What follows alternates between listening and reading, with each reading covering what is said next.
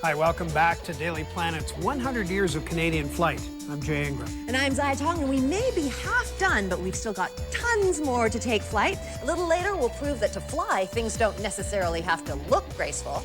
Plus, it may look like a toy, but is this Canadian plane the future of personal transportation? And we're joining you from the Canadian Air and Space Museum. I mean, what better place to celebrate 100 years of flight in Canada? Absolutely. This place is chock full of examples of Canadian aviation, including this pièce de résistance, the elephant in the room, the Avro Arrow.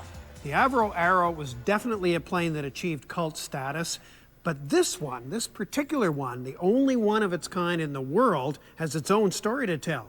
And Daily Planet was there to hear it.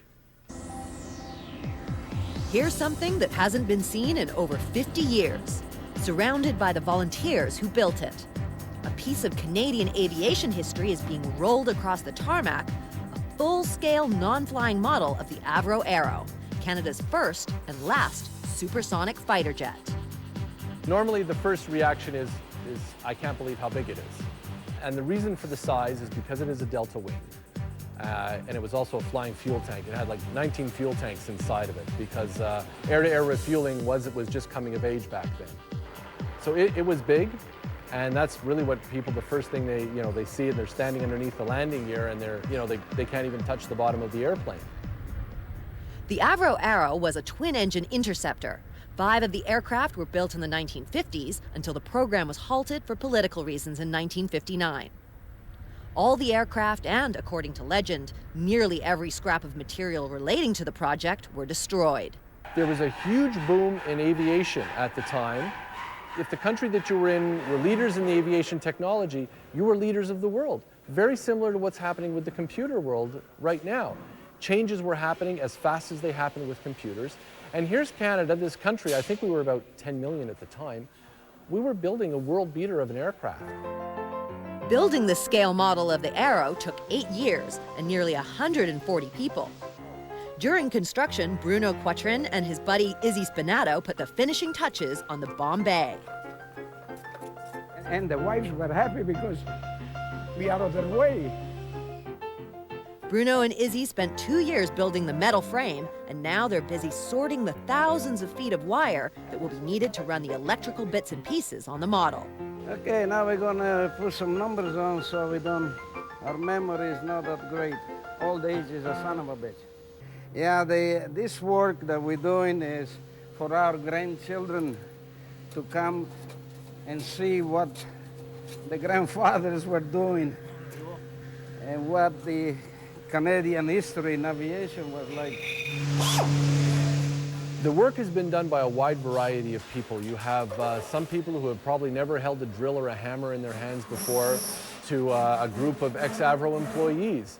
People who were related, had relations like their father or grandfather, worked for Avro and worked on this program. Attention to detail has been paramount. Even the engine nacelles, which will never see the exhaust of a real Iroquois jet engine, have coverings with the "remove before flight" warning hand-printed on them. The pilot seat will never explode from this cockpit, but the ejector seat warning is prominent on the fuselage. Altogether, the build cost the Toronto Aerospace Museum close to $1 million, just a fraction of the $300 million it cost Avro to build the original. But then, for the model, most of the materials have been donated. Some of the pieces were actually manufactured by the original supplier, like the landing gear. The wheels themselves come from a CF-100, but the landing gear was built for us by Messier Dowdy. You know, it's a piece of their history also. They built some of the components for the original landing gear for the Arrow. It was as big a project for them as it was everybody else. They had tooled up and were ready to start producing these landing gears, and they'd spent millions and millions of dollars getting ready for this project. The paint job was donated by Bombardier. You gotta lean right into it. Yeah. The aluminum by Alcan, so even the model is another all-Canadian project. We didn't have this complicated structural joint. We are of our own complicated structural joint. Some of the volunteers, like Stan Porter here, were engineers on the project back in the 50s. It was people like him who squirreled away material that was invaluable to the reconstruction project, like this book of blueprints. If you talk to a lot of the ex-Avroites, you'll find out that some of them had suspicions and had started removing plans and drawings for their own purposes well before that. A lot of stuff has surfaced from suppliers, companies who were suppliers at the time who had things in their shops, whether they were there for repair or whatever. They didn't destroy all their stuff. The Avro Arrow story has grown with time, become burnished with the telling, and maybe a bit fuzzy as well. But there is something about the plane that still excites the passions. Why do we go see the Leafs every time they lose? There's something in the Canadian psyche. This was something Canadians had to be proud of on the world stage. And I think that's why it affected so many people. Everybody knew about it, everybody knew what was going on, and then when it was shut down, it was like almost a veil being, drawn across people. I mean, you had 20,000 people who were out of work within a number of days. People were walking away from their homes in Malton. So it wasn't just the aviation industry that was affected. You had all these mortgage companies. People just couldn't make their mortgage payments, so they just packed their bags and left. Nearly 62 years later, this landmark of Canadian aviation industry is on display for everyone to admire.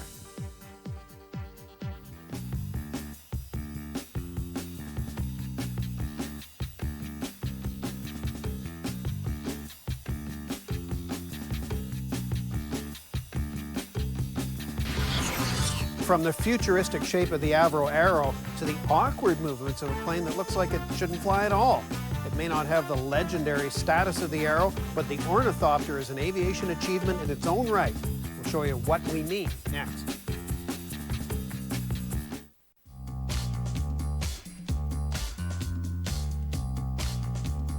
When it comes to flight, aerodynamics is important. Smooth, sleek lines generate lots of lift.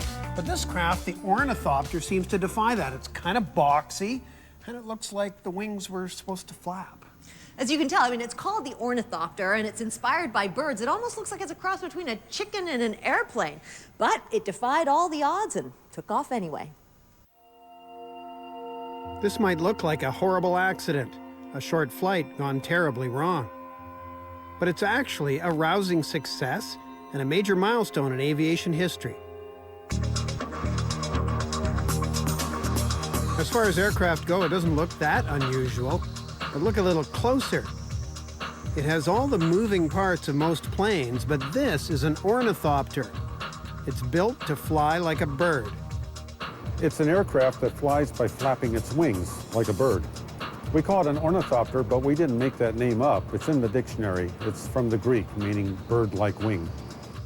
While the dream of a manned aircraft flapping its wings dates back to antiquity, Leonardo da Vinci best articulated it when he put it on paper in the 15th century. However, the idea of flying like a bird was eventually abandoned with fixed-wing aircraft. Inspired by da Vinci, though, Dr. James Delorier is bringing it back to life. The ornithopter in there always had a special sort of grace that manifested itself the more I looked at it. It's been an age-old dream of flight, and that's why we're trying to realize it now. As an aerospace engineer, Delorier spent years testing model ornithopters, proving they could fly. But this one is full scale. It's built with foam plywood and Kevlar cloth. It has an engine, but the engine only makes the wings go up and down. That flapping does the rest. The way this aircraft works is it has to, of course, generate both lift and thrust with the flapping wings. When the wings flap up and down, that creates a suction zone along the leading edge, and that suction integrates to give you a thrust. Delorier's been working on the concept since the early 70s. This prototype was hand-built in 1995. His team has been refining it ever since, here at the Toronto Aerospace Museum. There has been an interesting sequence of developmental challenges that we've had to address. Challenges like dealing with an aircraft and a pilot who turned out to be heavier than they expected. We needed a little extra lift to get off the ground, so we incorporated this fixed wing, which does that for us. They had to rebuild the tail to rebalance the aircraft. So we had to counterbalance the tail with these pieces here. And now the center of mass of the tail was exactly over the hinge point. At one point, the engine bolts started to crack and had to be replaced. Then there was the undercarriage. On an ornithopter, it bears the stress of all the bouncing as it flaps its wings. Our issue originally was that our original undercarriage was shaped like that for a conventional airplane, where it had some sharp corners, and that caused stresses in the carbon fiber. So we alleviated that with this smooth, large radius undercarriage, a sort of bow-legged undercarriage. It's been one mechanical failure after another, all on a shoestring budget. Most of the challenges have focused on getting the plane into the air before it beat itself to pieces on the ground. So we actually got to over 50 miles per hour on a regular basis with flapping alone, but it was like tough on the structure. Because what happens is that the plus or minus lift is about plus or minus 300 pounds, right? And then the average lift plus the 300 pounds of the downstroke would lift you off the ground. And then, of course, the wings flap back up again, so all of a sudden that's subtracted and wham, back on the ground again. So the team decided the ornithopter needed a boost, and a small booster jet, kind usually used for model planes, was added to the underside. The intention was, once we were in the air, to then throttle back on the jet. And then the aircraft would fly just by the flapping wings alone. And so on a bright sunny morning, the flapper raced down the runway ready to soar into history. The ornithopter flew for 14 seconds. It rose 2 meters above the tarmac, covered more than 300 meters before it rolled to the left and crashed on its nose. When we looked at the videotape, and we clearly saw that the trailing edge buckled.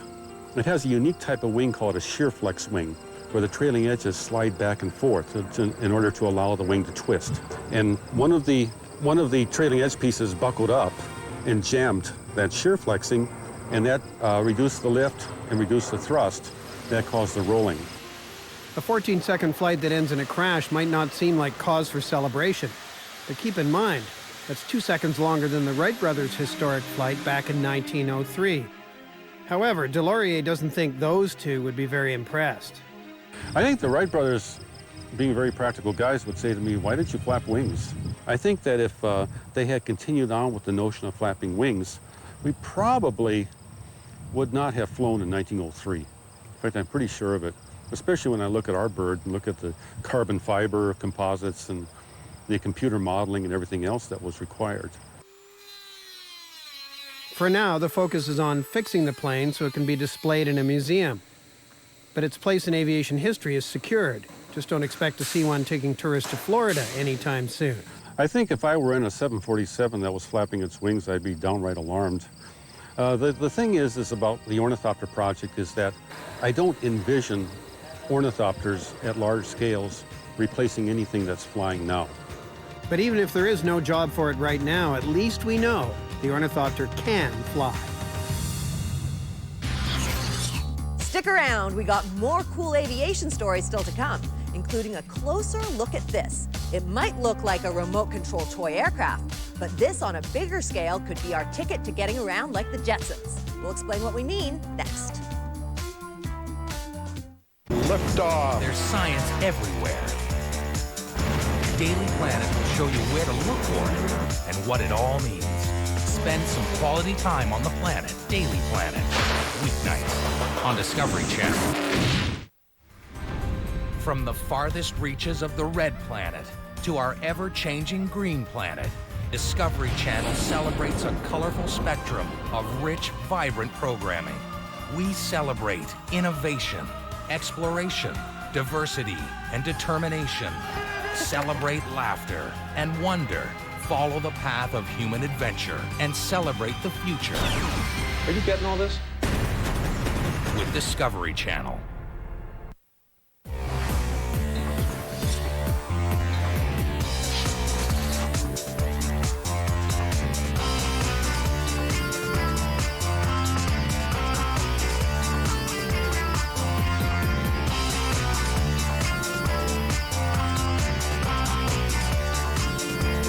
Welcome back. We're here at the Canadian Air and Space Museum to celebrate 100 years of flight in Canada. And you know, Zion, the fact that we're at a museum kind of implies that the aircraft here are from the past, right? Yes, Jay.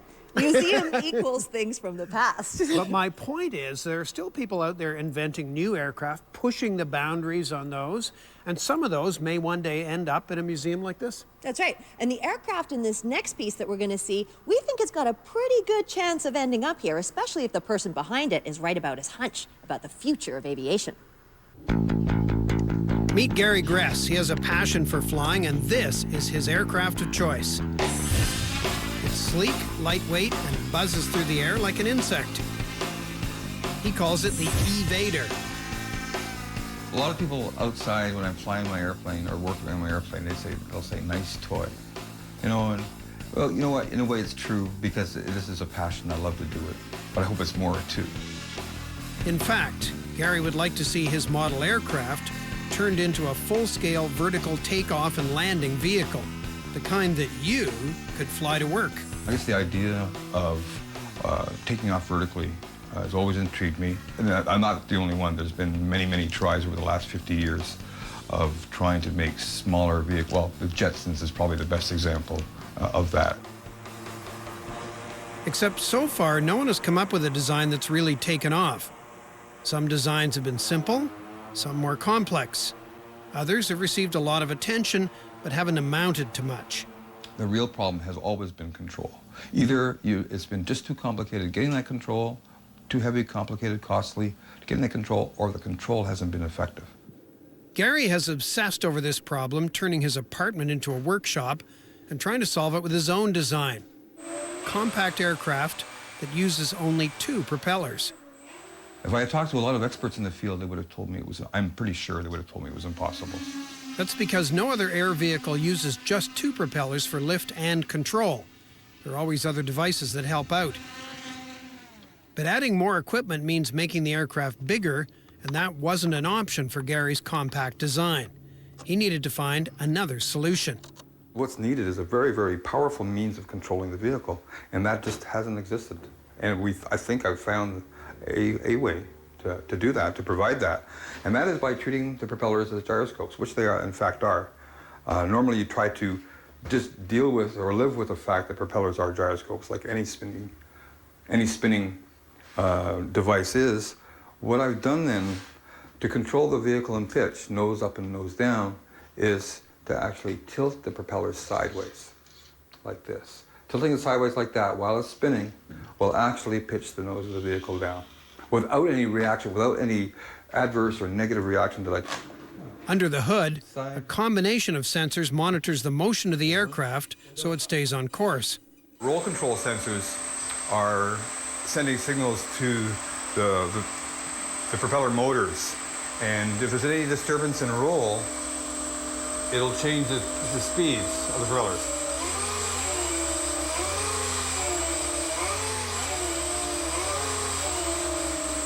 To keep it stabilized. Right now, Gary's working on his 40% scale model. He takes test flights at a local park.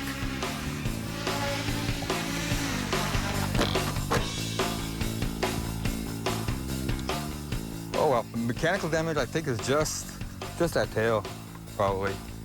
Everything else looks okay. Actually, I think even the system still probably works. See, yeah, that looks good. Flying skills aside, he's ready to take his aircraft to a higher level.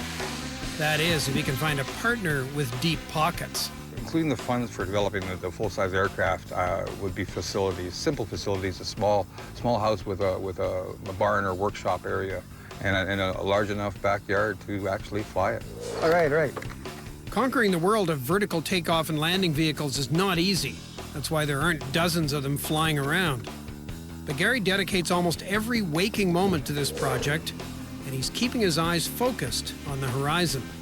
I'm happy doing this, maybe because I know it hasn't been done. Whether it actually succeeds and actually is a means of transportation, I really don't know.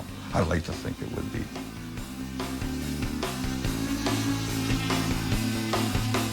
Stick around. After the break, we'll have some time for some final closing thoughts on this centennial of Canadian flight, and maybe we'll even get to jump into one of our favorite planes.